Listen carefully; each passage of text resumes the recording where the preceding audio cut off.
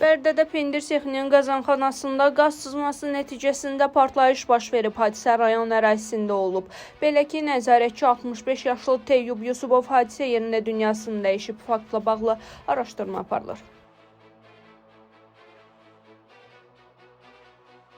Bakının Nərimanov rayonunda dəhşətli hadisə baş verib. Bugün səhərə yaxın Ağa Nemətullah küçəsində qardaş iki bacısını bıçaqlayıb. Hadisə nəticəsində 40 yaşlı bacıları ağır xəsarətlər alıblar. Onlar təcili tibbi yardım maşını ilə xəstəxanaya çatdırılıblar. Həkimlər onların vəziyyətini orta ağır kimi qiymətləndirirlər. Faktla bağlı hüquq mühafizə orqanlarında araşdırma aparılır.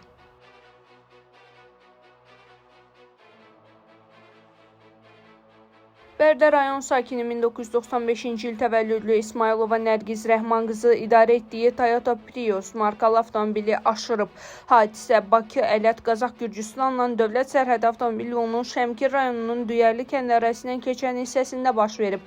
6 nəfər xəsarət alıb. Faktla bağlı araşdırma aparılır.